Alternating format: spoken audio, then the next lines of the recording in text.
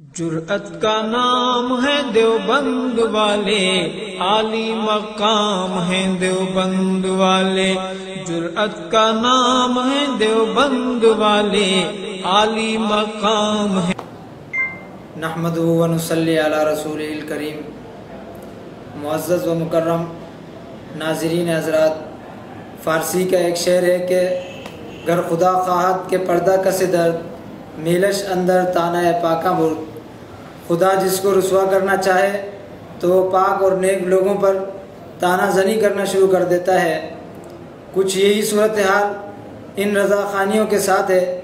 اللہ تعالیٰ جب ان میں سے کسی کو ذلیل و رسوا کرنا چاہتا ہے تو وہ اللہ کے نیک بندوں پر بکواس و الزام تراشی شروع کر دیتا ہے۔ اللہ جزائے خیر دے استاد محترم حضرت مولانا ساجد خان صاحب نقشبندی دامت برکاتہم العالیہ کو کہ وہ ان رضا خانیوں کی وقتاً فوقتاً خوب خبر لیتے ہیں۔ چنانچہ کچھ عرصہ پہلے سری لنکا کے ایک جاہل رضا خانی نے مولانا طارق جمیل صاحب پر چند اعتراضات کیے تھے، جن کا منہ توڑ جواب استاد محترم حضرت مولانا ساجد خان صاحب نقشبندی مدظ اللہ العالی نے دیے۔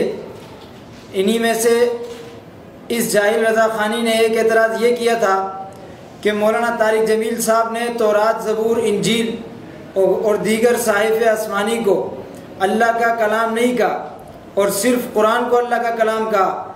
اس پر استاد محترم نے جواب دیا کہ یہ بات بالکل درست ہے، اس لیے کہ پورے قرآن میں صرف سورۃ التوبہ آیت نمبر 6 میں صراحتاً قرآن پاک کو اللہ کا کلام کہا گیا۔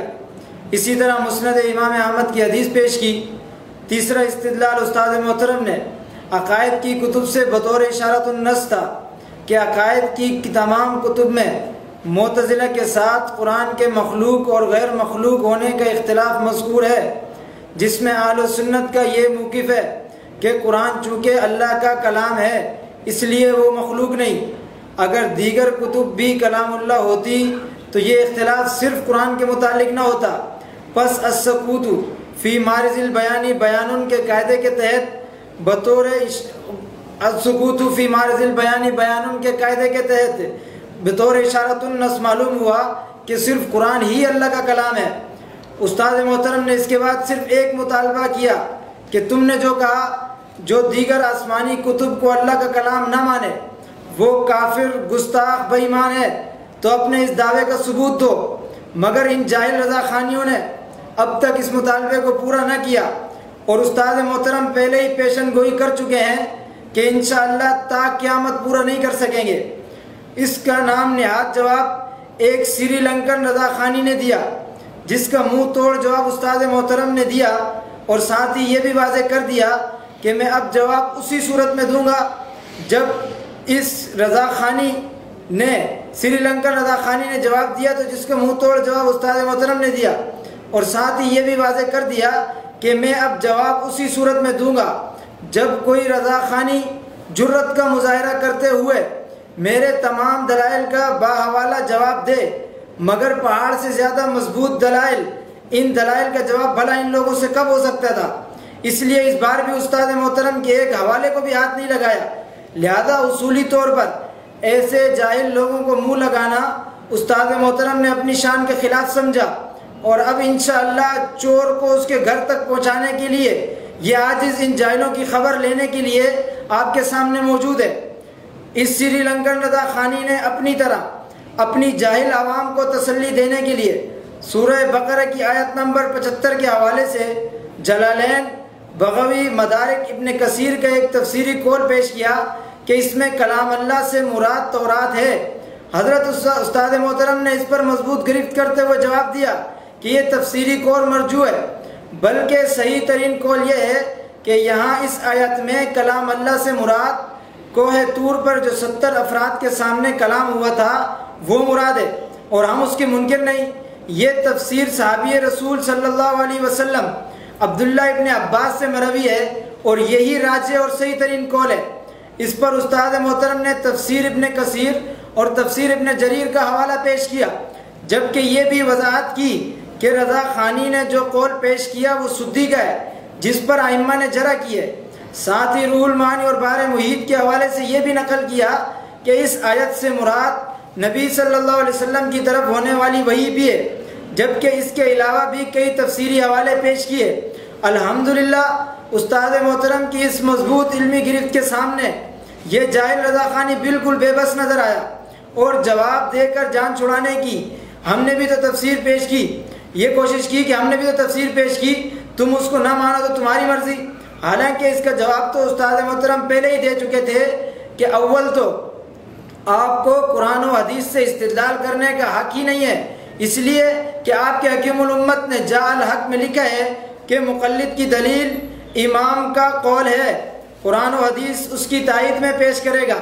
اور استاد محترم نے آپ سے مطالبہ کیا کہ قول امام پیش کرو، مگر تجھ کو اب تک جرأت نہ ہوئی اور نہ تا قیامت ہوگی۔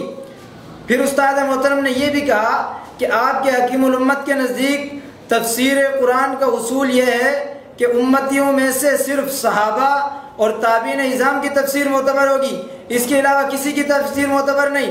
اب جو قول تم پیش کر رہے ہو وہ کسی صحابی یا عظیم تابعی کا نہیں ہے، جبکہ استاد محترم نے جو قول پیش کیا وہ صحابی رسول، اور وہ بھی جلیل القدر صحابی رسول، جن کے لیے فہم قرآن کی دعا حضور صلی اللہ علیہ وسلم نے خود فرمائی تھی کی تفسیر ہے۔ کیا یہ کھلی منافقت نہیں کہ مرجو قول کو نہ ماننے والا تو کافر، اور راجح اور صحابی رسول کے قول کو ماننے والا جاہل ہو؟ پھر استاد محترم نے احمد رضا خان بریلوی کے خلیفہ رضا خانی صدر الافاضل نعیم الدین مراد آبادی کی خزائن العرفان کا حوالہ دیا کہ جس آیت کی تفسیر میں ایک سے زائد احتمالات ہوں وہ آیت متشابہات میں شمار ہوگی، اور متشابہات سے استدلال کرنا جائز نہیں، بلکہ قرآن میں ایسے لوگوں کے لیے فی قلوبہم زیغن کہ ان کے دلوں میں کجی ٹیڑھا پن ہے کہا گیا ہے۔ نیز مشہور قاعدہ ہے کہ اذا جاء الاحتمال بطل الاستدلال، اس کو احمد رضا خان نے اپنی کتاب الامن والعلا میں بھی تسلیم کیا ہے، یعنی جب کسی دلیل میں احتمال آ جائے تو اس سے استدلال نہیں کیا جا سکتا، یعنی محتمل مستدل نہیں بن سکتا۔ اور آپ کی پیش کردہ آیت میں ایک نہیں، دو نہیں، تین احتمالات ہیں، تو یہ آیت تو سرے سے آپ کے موقف پر مستدل نہیں بن سکتی، چہ جائے کہ اس کی مرجو تفسیر کا منکر کافر و گستاخ ہو۔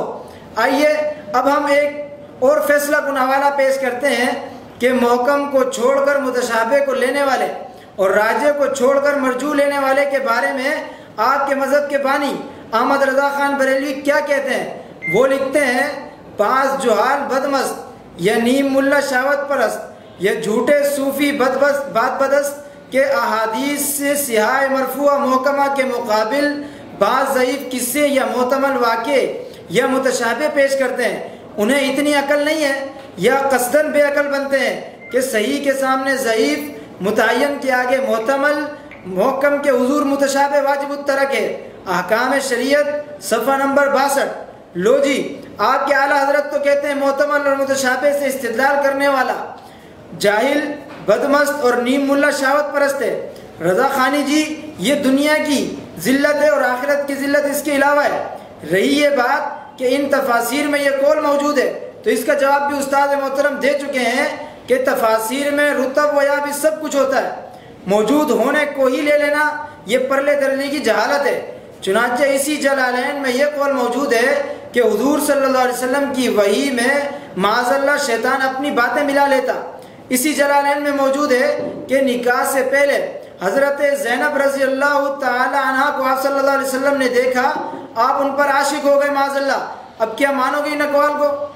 استاد محترم نے صحابی رسول کی تفسیر پیش کی، اب یہ رضا خانی اس کو نہیں مان رہا ہے اور ایک مرجو تفسیر کو نہ ماننے کو کفر کہہ رہا ہے، جبکہ علامہ سیوطی رحمۃ اللہ علیہ نے الاتقان فی علوم القرآن جلد نمبر 2 صفحہ نمبر 355 میں لکھا ہے کہ جو صحابی کی تفسیر کے علاوہ تفسیر کرے وہ بدعتی ہے، اس لیے تو آپ کو بدعتی فرقہ کہا جاتا ہے۔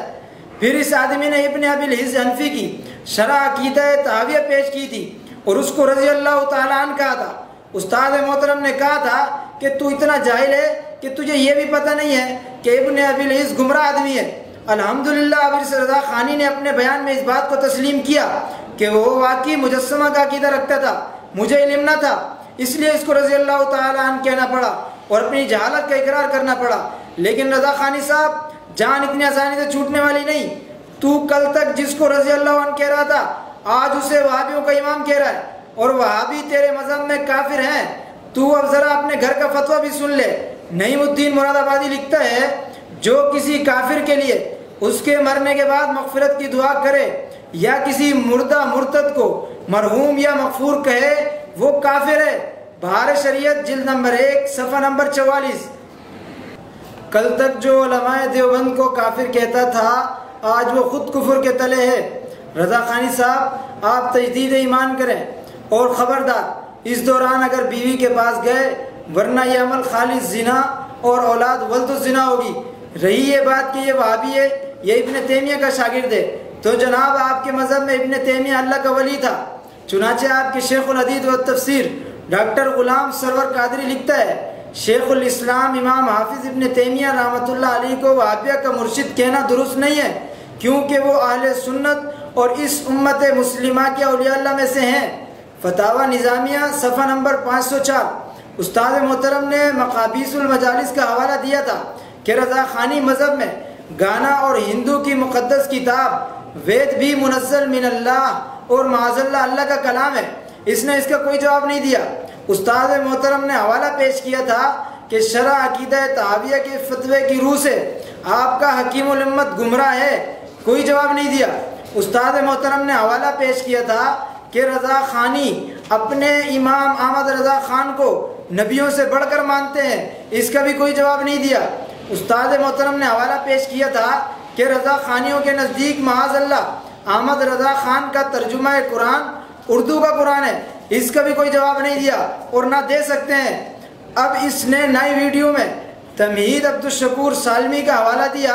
میں کہتا ہوں ابے او جاہل، کتاب کا حوالہ پیش کر دینے سے پہلے اپنے ہی گھر کی کتابیں پڑھ لیا کرو۔ تمہارا شیخ الحدیث و استاد تفسیر مفتی نذیر احمد سیالوی تمہید عبدالشکور سالمی کے متعلق کہتا ہے کہ اس کتاب سے دھوکہ نہ کھاؤ۔ علامہ سالمی ایک غیر محتاط متکلم تھے، وہ اہل سنت کے عقائد سے باخبر نہیں، وہ تو نبیوں کو ظالم بھی مانتے ہیں، استغفر اللہ۔ تصریحات صفحہ نمبر 170 میں ہے۔ مولوی صاحب نے عقیدے کی 2 کتابیں پیش کی، دونوں اپنی طرح 2 نمبر لوگوں کی۔ اب اگلی ویڈیو میں اسی عبدالشکور کو بھی وہابی بنا کر ہمارے کھاتے میں ڈالے گا، شرم تم کو مگر نہیں آتی۔ پھر ملا علی قاری رحمۃ اللہ علیہ کا قول پیش کیا تو ان کا قول کوئی دلیل شرعی نہیں۔ ہمارا دعویٰ تو یہ تھا کہ قرآن و حدیث پیش کرو، کیونکہ تم اپنے دعوے کے منکر کو کافر کہہ رہے ہو اور ملا علی قاری کی بات نہ ماننا کفر نہیں ہے۔ آپ کو تو ابھی تک یہ بھی معلوم نہیں کہ دلائل شرعیہ کسے کہتے ہیں۔ آپ کو خیر خانہ مشورہ دوں گا کہ یہ سب کام چھوڑ کر میرے پاس آ کر پہلے اصول فقہ کی اولین کتاب اصول الشاشی مجھ سے پڑھ لو۔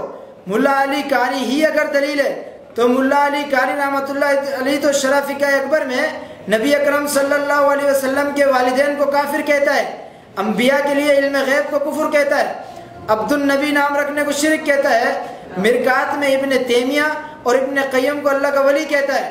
تو اس کی ان باتوں کو تم لوگ کیوں نہیں مانتے؟ یعنی میٹھا میٹھا آپ، کڑوا کڑوا تو اور ملا علی قاری تو آپ کے مذہب میں معاذ اللہ گستاخ ہے۔ چنانچہ آپ کے حکیم الامت کے جانشین اور مفتی اعظم مفتی اقتدار خان نعیمی اسی ملا علی قاری رحمۃ اللہ علیہ کے بارے میں لکھتا ہے ملا علی قاری گستاخ رسول ہے اور اللہ کی قدرت کا منکر ہے۔ العطائیہ الاحمدیہ جلد نمبر 4 صفحہ نمبر 280۔ اسی طرح آپ کے غزالی احمد سعید کاظمی نے الحق المبین میں دجال کی نیند کو حضور کی نیند سے تشبیہ دینے کو کفر و گستاخی لکھا ہے، اور اس ملا علی قاری نے دجال کی نیند کو حضور کی نیند سے تشبیہ دی ہے، جس کو احمد رضا خان نے بھی فتاوی رضویہ جلد اول میں نقل کر کے اس پر ناراضگی کا اظہار کیا ہے۔ مولوی صاحب خدا کی قسم بریلویت کا اتنا مطالعہ آپ نے بھی نہیں کیا جتنا ہمیں ہے، اس لیے سوچ سمجھ کر بات کیا کرو۔ رہے دیگر حوالے جو تم نے پیش کیے تو ان کا اصولی جواب تو یہی ہے کہ جب ہم یہ ثابت کر چکے کہ یہ قول تورات کا کلام اللہ ہے، یہ مرجوع ہے اور ضعیف قول ہے، اب وہ ایک نہیں 10 کتابوں میں بھی ہو ہمیں اس سے کوئی فرق نہیں پڑتا۔ اس کو ایک مثال سے سمجھیں کہ ایک ضعیف یا موضوع حدیث ایک نہیں 50 کتابوں میں بھی ہو تو کیا 50 کتابوں میں ہونے سے وہ موضوع یا حدیث ضعیف حدیث صحیح بن جائے گی؟ ہرگز نہیں۔ مولوی صاحب آپ نے تورات زبور انجیل کو کلام اللہ نہ ماننے کو کفر کہا تھا، اور یہ بات کفر تب بنے گی جب ضروریات دین اور عقائد قطعیہ میں سے ہو، اور عقائد قطعیہ ملا علی قاری یا تمہید عبد الشکور یا جلالین کے قول سے ثابت نہیں ہوتا۔ اس کے لیے نص قطعی ہو جو قطعی دلالت بھی ہو اور حدیث متواتر چاہیے ہوتی ہے۔ اگر غیرت ہے تو پیش کیوں نہیں کرتا؟ نیز ابھی تک تم نے صرف تورات پر ایک ضعیف قول پیش کیا ہے، زبور انجیل پر قول کون پیش کرے گا؟ دعوے میں یہ کتب بھی شامل ہیں، لہذا اصول مناظرہ کے تحت آپ کے یہ خود ساختہ دلائل تقریب تام یعنی آپ کے دعوے پر منطبق نہیں ہے۔ باقی آپ نے جو علماء دیوبند کے حوالے پیش کیے اس میں بھی تجر و فریب سے کام لیا۔ مثلا معارف القرآن میں حضرت مفتی شفیع صاحب رحمۃ اللہ علیہ نے پہلا قول یہی نقل کیا ہے کہ یہاں کلام اللہ سے مراد کوہ طور کا کلام ہے، اور بعد نے تورات مراد لیا ہے۔ تفسیر عثمانی میں بھی یہی لکھا ہے۔ حضرت تھانوی رحمۃ اللہ علیہ کی بیان القرآن میں بھی کوہ طور کا ذکر موجود ہے۔ ہم کب اس قول کا انکار کر رہے ہیں؟ ہم تو یہ کہہ رہے ہیں کہ یہ قول مرجوع ہے، اس کو تو ماننا بھی درست نہیں جائے کہ اس کا انکار کرنے والا کافر ہو کہ اس کو کافر کہا جائے۔ میرا آپ سے سوال ہے کہ جمہور کے مقابلے میں کیا بعض کا قول معتبر ہوتا ہے، اور کیا بعض کے قول کو لے کر جمہور کے قول کو چھوڑ دیا جائے گا؟ دوسرا اعتراض حضرت مولانا طارق جمیل صاحب پر یہ کیا تھا کہ اللہ معراج کی رات حضور صلی اللہ علیہ وسلم کو لینے آیا تھا جیسے اس کی شان ہے۔ استاد محترم نے اس کا منہ توڑ جواب دیا کہ اس بار دونوں ویڈیوز میں اس کو ہاتھ بھی نہیں لگایا۔ یہ ہے استاد محترم کی علمی گرفت کہ فریق مخالف فبویت الذی کفر کا مصداق ہے، کفر کا مصداق ہے۔ رہی رضا خانی کی یہ بات کہ مجھے چیلنج بھیجو، تو کچھ شرم تو کرو۔ پہلے تو کہتے تھے کہ پاکستان میں ہمارا فلاں رضا خانی مولوی ہے، فلاں رضا خانی مولوی ہے، اس سے مناظرہ کر لو۔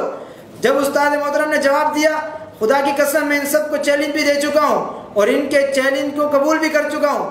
اگر کسی رضا خانی میں غیرت ہے تو مجھ سے صرف مبادیات مناظرہ طے کرنے کے لیے رابطہ کر لے اور میرے سامنے بیٹھ جائے۔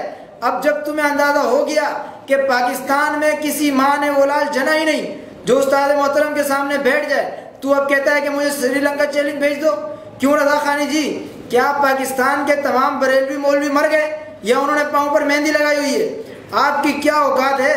کیا پدی کا شوربہ ذاتی کوڑ کے لیے تے شیطینہ نال چپے۔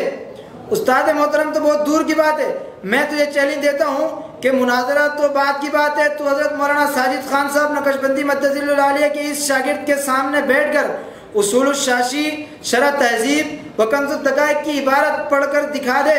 خدا کی قسم جو تو انعام مانگے گا دوں گا۔ مولوی صاحب شاملہ سافٹ ویئر سے حوالے چیک کر لینا آسان ہے، آپ جیسے لوگوں کے لیے تو انہوں نے عبارت پر اعراب بھی لگا لیے، مگر پتہ تب چلے گا جب شیروں کے سامنے بیٹھو گے۔ اب ہمارے وہ مطالبات جن کا ہمیں جواب نہیں مل رہا۔ نمبر 1، قرآن کی آیات قطعی یا حدیث متواتر پیش کرو۔ تورات، زبور، انجیل کلام اللہ ہیں اور اس کے انکار کفر ہے۔ نمبر 2، فقہ یا عقائد کی معتبر مفتبی اقوال پیش کرو کہ تورات، زبور، انجیل کو کلام اللہ نہ ماننا کفر ہے۔ نمبر 3، کسی کی کوئی بات گستاخی اور کفر کب بنتی ہے؟ حوالے کے ساتھ جواب دو۔ نمبر 4، ضروریات دین عقائد قطعیہ کا انکار کفر ہوتا ہے یا عقائد ظنیہ ضروریات مذہب کا؟ نمبر 5، ضروریات دین کا ثبوت کن دلائل سے ہوتا ہے؟ نمبر 6، ایک آیت کی تفسیر میں مختلف اقوال ہوں تو اصول تفصیل کی روح سے کس قول کو لیا جائے گا؟ نمبر 7، کیا صحابی رسول صلی اللہ علیہ وسلم کی تفسیر معتبر ہے؟ نمبر 8، کیا محتمل کا انکار کفر ہے؟